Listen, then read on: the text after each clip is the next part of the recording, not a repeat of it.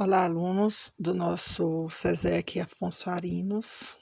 Aqui quem vos fala é a professora Giovânia, da disciplina Física e Química.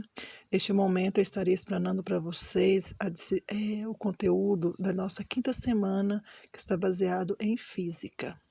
O tema central é magnetismo.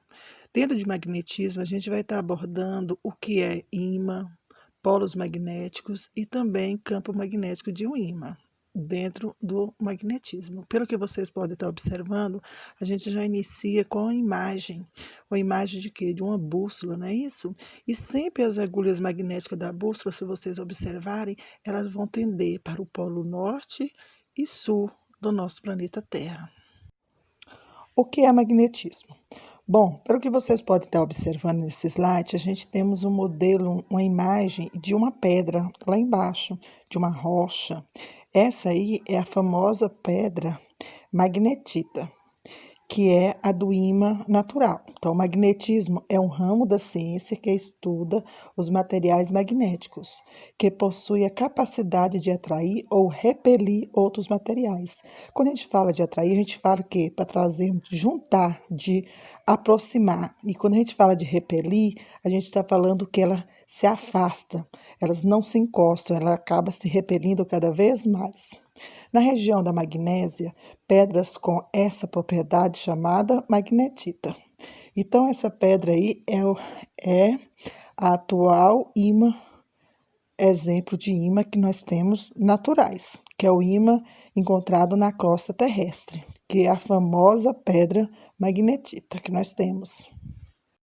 Tales de Mileto foi o primeiro a estudar a capacidade que uma substância tem de atrair outra, isso sem que exista contato com elas. Então tá, quem foi Tales de Mileto? Então, Tales de Mileto foi um importante pensador, filósofo e matemático lá da Turquia, né? No caso, sua data de nascimento, ele nasceu antes de Cristo, no ano de 625. Como acontece? O magnetismo ele pode ser explicado através da movimentação dos elétrons. Para determinar se um determinado material é magnético ou não, basta colocá-lo sob a influência de um campo magnético, que é gerado pelo movimento de cargas elétricas. Logo à frente, vocês vão ver alguns experimentos, algumas imagens, que melhor vai aperfeiçoar essa fala aqui de como acontece o magnetismo em um corpo. O material será magnético se aparecerem forças de atração, podendo dessa forma ser chamado de substâncias magnéticas. No caso, aí vocês também vão poder ver a identificação, quais são os materiais que podem haver. O que há atração é sim, temos a corrente elétrica, no caso, o magnetismo exercendo sobre tal material. Os que não acontecem, então, não são magnéticos, não são corpos magnéticos.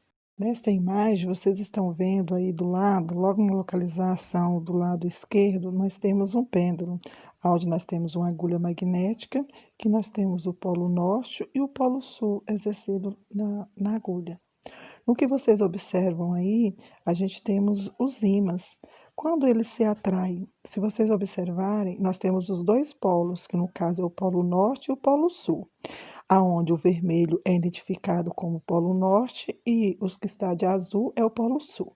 Para eles se atraírem, nós precisamos de quê? Nós precisamos sul com norte ou norte com sul.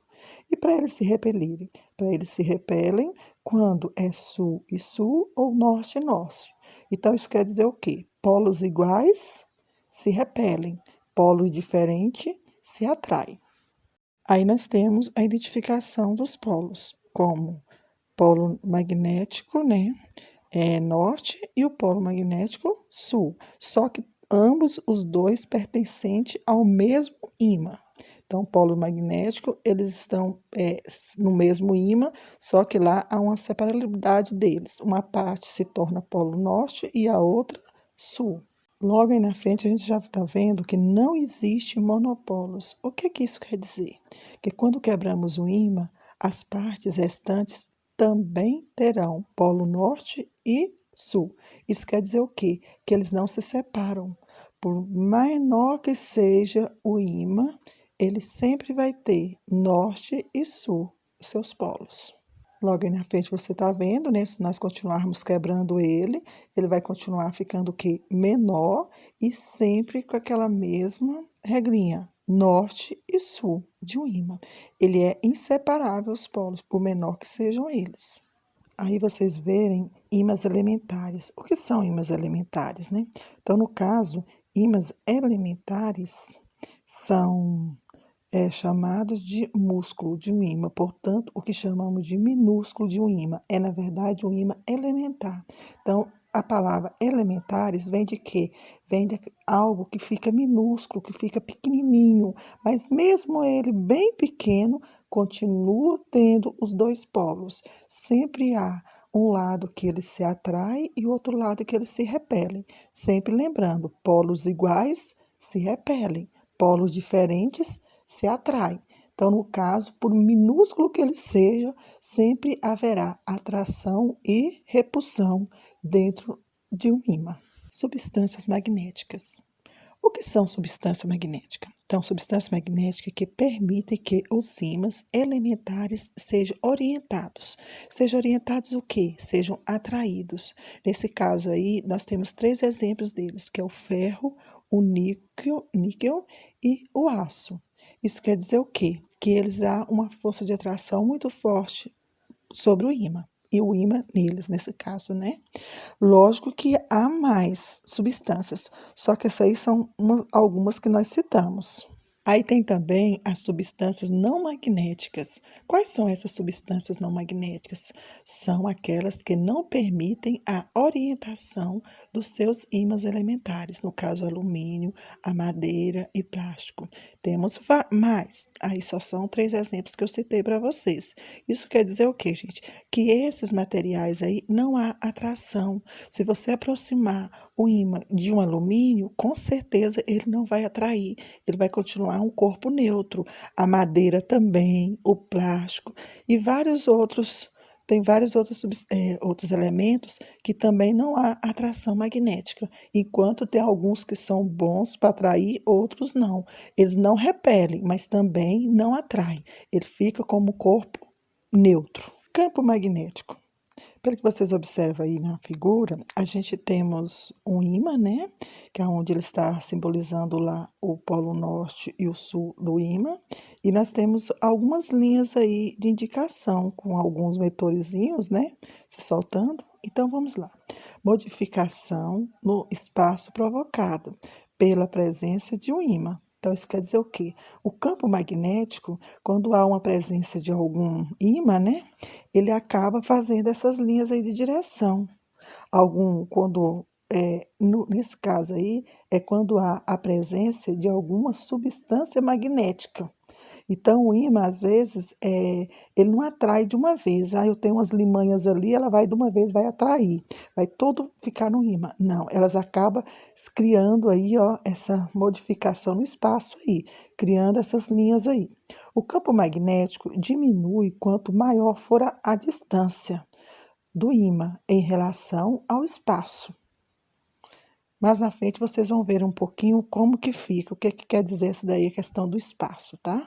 Quando aproximamos o ímã a uma substância magnética, este faz com que os ímãs elementares se organizam em direção contrária ao polo do ímã. Novamente, mais à frente a gente vai ver a imagem que vai simbolizar essa fala aí que está para vocês, tá bom? Campo magnético de um ímã. Aí agora você já pode perceber. Nós temos lá um ímã, né, no formato de barra, onde nós temos as duas polarizações se destacando, o norte e o sul, e ao redor a gente temos o quê? Aquelas limanhas. O que que aconteceu nesse campo magnético aí, gente? É o seguinte, você tem um ímã artificial, que é o ímã produzido pelo homem, né? Então, nesse caso aí, no formato de barra, e lá nós temos algumas limanhas. O que é que eu posso lidar como falar com limanhas? Às vezes, quando a gente amola algo, igual, por exemplo, enxada, é uma foice, alguma coisa de ferro, não solta aquelas limanhazinhas? Pois é. Então, se você pegar umas limanhazinhas aquelas, esparramarem sobre algo, uma mesa, ou algo assim parecer, você esparrama elas lá, você pode colocar, no caso, o o ímã no meio, né, aí nunca que elas vão todas de uma vez ficar no ímã não, elas acabam se esparramando, igual fez esse montou esse campo magnético aí, porque eles acabam sempre com o sentido contrário, igual indicou as flechinhas anterior, né. Tipos de ímã. Na imagem aí dá para vocês observarem que nós temos os tipos de ímã: ferradura, barra, disco e circular. Isso não quer dizer que só existe esse tipo de ímã não, gente. Existe tipo de ímã, por exemplo, do losango, formato losango, vários outros modelos. O que acontece com esses tipos de ímã? Esses ímãs aí são os ímãs artificiais. O que é o ímã artificial? É o ímã que é produzido pelo homem. Então, no caso, o homem confecciona o ímã no formato que ele quer. No caso do natural, não. O natural é aquela pedra magnetita que foi encontrada na crosta terrestre. Aquilo não tem como o homem fazer ela com formato de ferradura ou até mesmo de barra. Agora, o artificial, sim. O que acontece? Esse mesmo aí no formato de disco, de circular, é o que mais a gente encontramos no alto-falante, por exemplo. Qualquer alto-falante, qualquer fone que você chegar a abrir e olhar, você vai encontrar um modelo desse ímã aí, ó, que no caso é o formato circular. Agora, na porta da geladeira, nós encontramos qual tipo de ímã? É o de barra, não é isso? Formato de ferradura também encontra bastante na questão de som, de alto-falante, mas esses aí são ímãs que são produzidos pelo homem. Então, por isso que é chamado de ímãs artificial. E que também, mesmo sendo no formato dessas figuras, eles sempre têm o polo norte e o polo sul do ímã. Nesse caso agora, a gente temos o eletroímã. O que é um eletroímãs? O eletroímãs é um ímã temporário. Por quê? Nós temos o ímã temporário e o ímã permanente. O ímã permanente, qual que é o ímã permanente? O ímã permanente, ele é da pedra magnetita, que é aquele natural, que é encontrado na crosta terrestre, e também temos aquele que é fabricado pelo homem, que é o ímã natural, né? No caso, nós temos o natural e o artificial que é o produzido pelo homem. E nós também poderemos ter um tipo de eletroímãs. O que é um eletroímãs? No caso também que tem o poder de exceção de atrair alguns objetos, o eletroímãs. Pelo que vocês observam aí, o que foi utilizado? Pegamos um prego, né? No caso, com a substância que é do prego, ferro, não é isso? Lá no prego, eles, logo abaixo, eles usaram uma pilha, também que vem detectando o positivo e o negativo da pilha. E ao redor, o que eles utilizaram? Eles utilizaram um fio. Com certeza foi um fio de cobre para poder o quê? Inatar o prego. Porque a partir da hora que eles colocam uma ligação, no caso no polo positivo, que passa pelo prego e que retorna lá o negativo, com certeza esse prego aí, ele tem o poder de atração e de repelir também. Nesse caso aí, ele atrai todas, se nós tivéssemos algumas limanhas, o ímã, qualquer um deles, com certeza, ele iria atrair ou repelir. Lembrando que, no caso, o prego ele ficou com o polo norte e o outro sul. Com certeza, se eu chegasse com ímã artificial e colocasse ao redor desse eletroímã aí, sul com sul, iria acontecer o quê? Eles iriam repelir. E se eu brincasse logo, logo, eles desvirariam e haveria atração magnética neles. Mas aí o que acontece? Se caso eu soltar algum desse aí, ó, do positivo ou negativo, na hora a força de atração magnética também se desfaz, tá? Isso aí é um exemplo que nós temos de eletroímãs. E para finalizarmos, vamos lá, né? Há uma citação de Tales de Mileto, onde ele fala o seguinte, que a coisa de maior extensão no mundo é o universo. A mais rápida é o pensamento, a mais sábia é o tempo e mais cara e agradável é realizar a vontade de Deus. Então, o nosso belo pensador, Tales de Mileto, o cara, ele sabia das coisas, né? Então, no mais, pessoal, em breve, logo abaixo desse vídeo, vocês terão uma lista de exercício, baseado dentro de magnetismo, que é uma matéria que ela está incluída no currículo do nosso aluno lá no terceiro ano do ensino médio, tá? Então, são questõezinhas que às vezes vocês ouvindo o vídeo novamente, ou se não, pesquisando em outras fontes também, ou pegando o livro do ensino médio do terceiro ano, se você não tiver aquele do SESEC aí com vocês, pega um livro do terceiro ano, vai na matéria de magnetismo, porque lá teremos sim uma fonte de pesquisa para que vocês possam fazer minhas atividades, tá bom? Um forte abraço, até a próxima.